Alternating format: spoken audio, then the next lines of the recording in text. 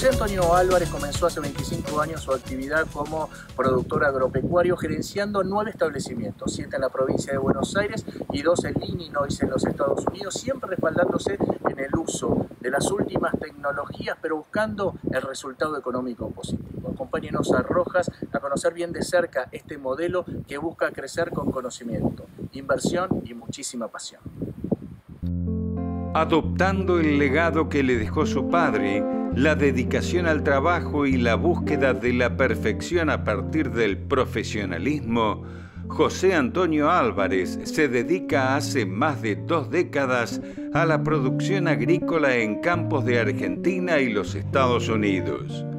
Desde Rojas, Álvarez comparte cómo trabaja en ambos países, cuidando el ecosistema de la empresa familiar en el ámbito económico y productivo, pensando la manera de innovar el sistema agropecuario. El primer establecimiento se compró en el año 76 y bueno, yo después estudié la carrera de Ingeniería en Producción Agropecuaria y en esos años de la facultad me hice cargo de la administración. Son 7 establecimientos acá en la Argentina, son 2 en Estados Unidos. Los 9 son de distinto potencial, con distinto manejo también, pero son 100% agrícolas.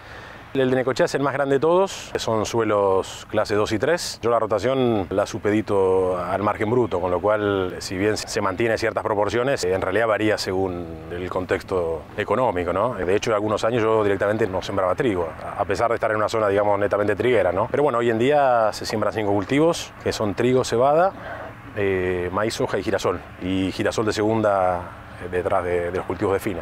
Y en base a este concepto, ¿cuál es el manejo de la rotación y de cada uno de los cultivos aquí en la zona núcleo? Este campo de acá, que son 400 hectáreas, estamos en Rojas. Estos lotes venían de 3 años continuos de maíz, por supuesto con distintas tolerancias. El primer año fue un maíz RR, luego uno resistente a midazolinona y el último año uno en list. Y es el primer año de soja de primera después de esos 3 años de maíz. Las 2 son de Don Mario, esta es una 40 R16 STS y la otra que todavía le falta un poquito para ser trellada es una 46 R18 STS también. Estamos recién empezando desde ayer con esta, que es la más corta. El primer lote cerró en 5.335 y este está un poco menos. Pero bueno, calculo que yo gana en alrededor de 48 quintales. Tal vez la 46 R18 se sitúa este año en un 15% más de rendimiento que la 40, ¿no? Estamos a mediados de cosecha de soja de primera. ¿Cuál es el balance que hacen de esta campaña en base a las condiciones climáticas que se hicieron presentes? La campaña este año fue disímil, también por las zonas en las cuales produzco. La fina fue una campaña buena en general en casi todos lados, salvo en algún lugar donde hubo pocas precipitaciones. Acá en la zona núcleo va a ser una campaña buena también. Bueno, todavía, digamos, resta cosechar bastante, ¿no? Pero calculo que será una campaña de normal a buena en la mayoría de los lugares. ¿Cómo inciden los resultados en la adaptación de nuevas tecnologías en la empresa? La adopción de tecnología no va al ritmo que debiera porque justamente, como dijimos, la rentabilidad sí no lo permite, pero bueno, todos los años se va cambiando parte de la maquinaria, sean tractores y cosechadoras, se va buscando las variedades y los híbridos que mejor se comporten en el mercado. La fertilización se trata de mantener a niveles de reposición y de enriquecimiento en lo posible. Se protege los campos en realidad en tratar de evitar la aparición de malezas resistentes, bueno, con rotaciones, con también uso de distintos principios activos, como dijimos antes, ¿no? Y en base a la situación del mercado de granos, ¿cómo se presentan los márgenes con estos resultados en campo propio? Hoy en día, en campo propio, de la renta que genera un cultivo como este, entre el 75 y el 90% del margen bruto queda en manos de impuestos, ¿no es cierto? Con lo cual, lo que uno puede reponer, lo repone, pero con cierto límite, ¿no? Incorporar más nutrientes o hacer gastos de mejoras sin tener la certeza que lo vas a recuperar y poner en riesgo la sustentabilidad de la empresa es difícil, ¿no? También eso obviamente afecta la rotación que uno puede hacer, ¿no? A veces justamente se busca incorporar cultivos que sean más seguros y no tanto buscar la cantidad de dólares por hectárea que debiéramos buscar para hacer más rentable la explotación, ¿no?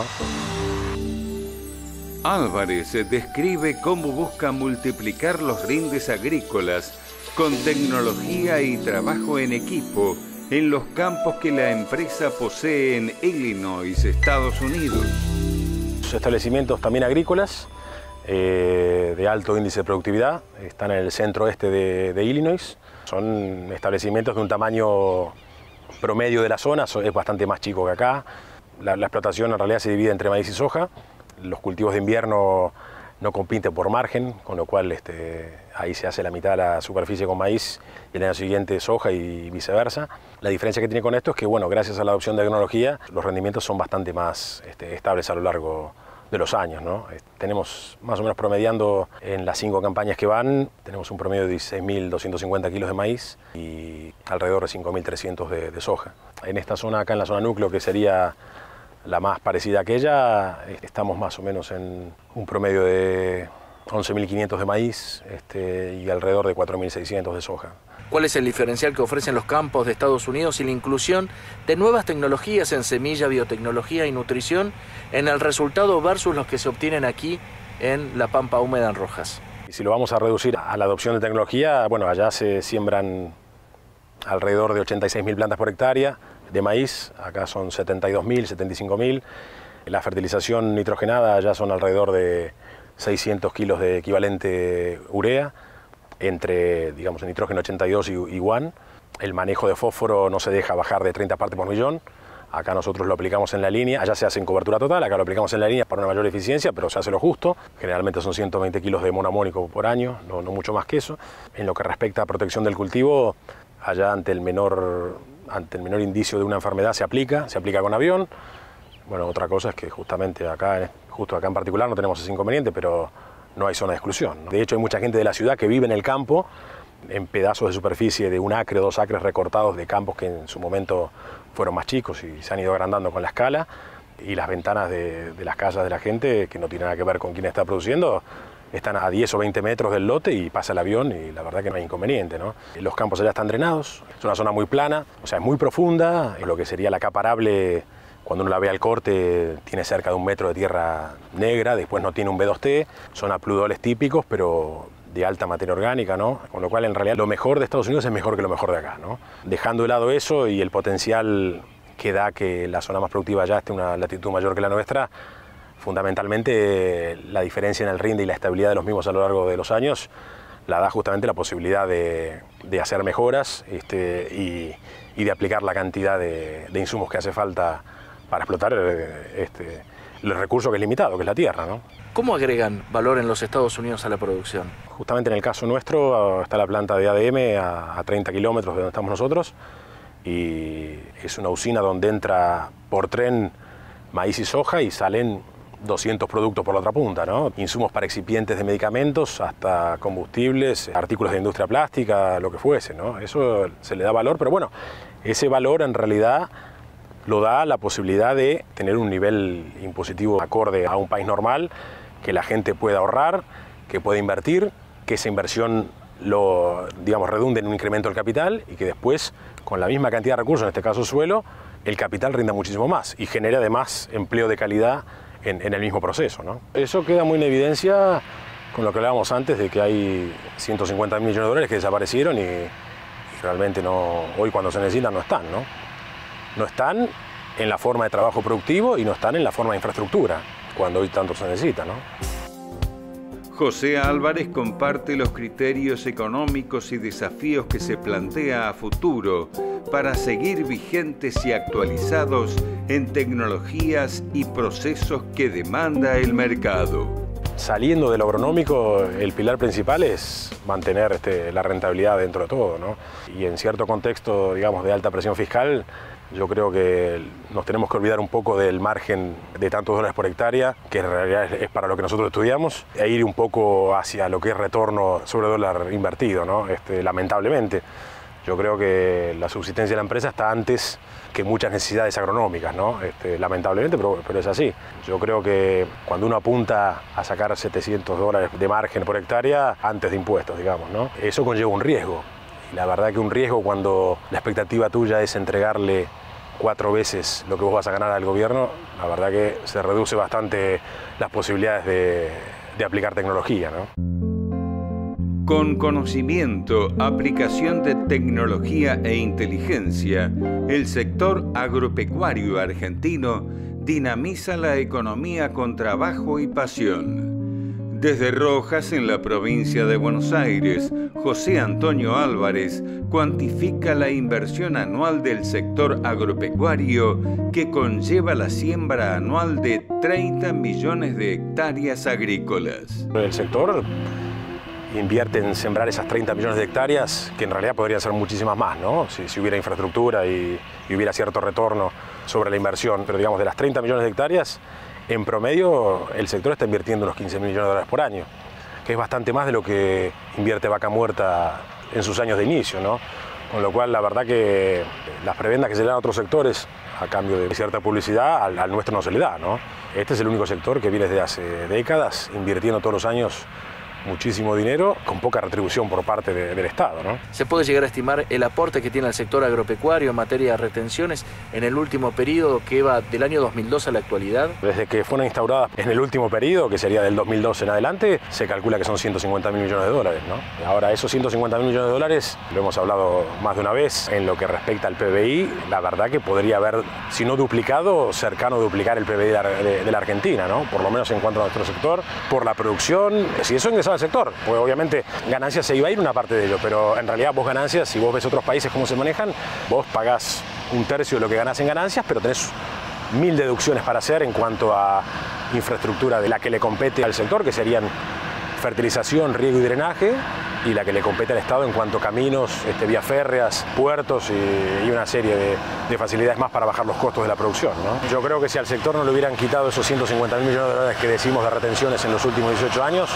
la producción probablemente se hubiera acercado a duplicar. Primero porque a la misma cantidad de 30 millones de hectáreas sobre las cuales producís todos los años, le podrías haber aplicado perfectamente un 50% más de insumos y eso haber redundado como mínimo en un 30% más de producción, y además hubieras incorporado muchísimas zonas, sobre todo de las más secas, que hoy son inviables para la agricultura. Son inviables porque no tienen riego, hay otras zonas con excesos que no tienen drenaje, no hay caminos, no hay trenes. Bueno, eso es todo dinero que en realidad por una visión cortoplacista dejamos de ganar, de producir trabajo de calidad en serio, productivo, de sacar gente bajo el ala de Estado, que en realidad esa gente que se llevaría la inversión privada a trabajos cada vez además mejor remunerados, porque digamos un ingeniero hidráulico o la gente misma que hace un canal, son trabajos bien pagos. Eso es toda gente que hoy podría estar en el sector privado y no lo está. La agricultura actual exige sustentabilidad productiva, económica, ambiental y reglas políticas claras para lograrlo. Álvarez comparte y detalla la presión fiscal que tiene como productor en Argentina y los Estados Unidos. En lo que respecta a lo que es la presión fiscal, nuevamente yéndose a ese punto, la empresa ya debe tener una presión fiscal del 25% más o menos, la americana, ¿no? Y la local, bueno, ronda el 80%, ¿no? Y eso, digamos, es común a todas las empresas, digamos, del sector, ¿no? No es ningún caso en particular. La diferencia es que, bueno, allá la adopción de tecnología, desde el productor más chiquito hasta el más grande, es pareja. Y acá solamente pueden hacer adopción de tecnología las empresas muy grandes. No hay nada más democrático y para igualar oportunidades en la población que justamente dejar en manos de quien produjo la riqueza su multiplicación. Yo creo que hay que derribar ese mito de que el Estado es el que te va a mantener. Nadie es más capaz de mantenerse que uno mismo, ¿no? Es considerar a la persona alguien inferior a un burócrata que hizo toda la carrera desde concejal a senador sin haber producido nunca nada en su vida, ¿no? ¿Cuál es la percepción que tienen en los Estados Unidos del trabajo y el aporte que hace la producción a la sociedad, generando no solo alimentos, fibra y energía, sino también divisas a la economía? Yo ya había ido a trabajar a Norteamérica hace 22 años, ¿no? Después que me recibí, en distintas zonas a las que yo después terminé yendo, ¿no? Pero en todos los casos el sentimiento es el mismo. Uno prende la televisión o ve los diarios y el 80% de las noticias son relativas al sector, por lo menos en esas zonas, ¿no? Acá, la verdad que el sector es invisible para mucha gente, ¿no? Y de hecho la gente, a pesar de que tenemos la misma proporción de productores y habitantes, tanto en Argentina como en Estados Unidos hay 330 o 350 millones de habitantes y hay 2 millones de productores, y aquí somos 44 millones y hay 300.000 productores, ¿no? Con lo cual en realidad la relación es similar. Aquí se han ocupado de presentar al sector como alguien que extrae recursos en vez de ser quien los obtiene, ¿no? No hay que olvidarse que justamente a diferencia de Estados Unidos, Argentina el 66% del dinero que entra y que después es el que termina moviendo absolutamente toda la economía, proviene del sector nuestro. Eso se da en pocos países del mundo. Países como Nueva Zelanda o, bueno, se dará en Uruguay, pero son pocos los países que pueden ostentar esas estadísticas, ¿no?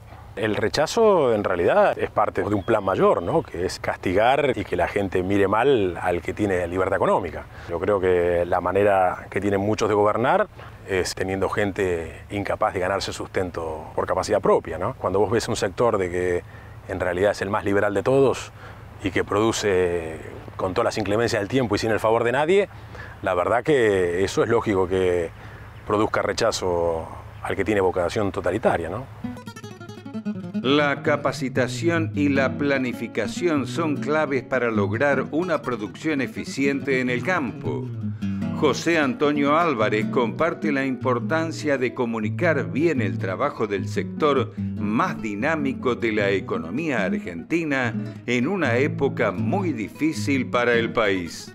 Aunque en realidad no fuera menester nuestro, nos vemos obligados a tratar de comunicar de que la Argentina es un caso particular dentro del concierto de 200 países del mundo. Yo siempre digo que probablemente sea el tercer país con más recursos naturales del mundo, ¿no? Algunos lo discuten en cuanto a que en minería, bueno, hay otros países que nos superan, pero se olvidan de que en realidad los alimentos, sobre todo los alimentos y la energía también, son los únicos bienes que van a tener demanda infinita en cantidad y calidad de acá hasta que se extinga la especie. Tener un país que creo yo considero es el tercer país con más recursos, sobre todo dándole valor al suelo a futuro, ¿no?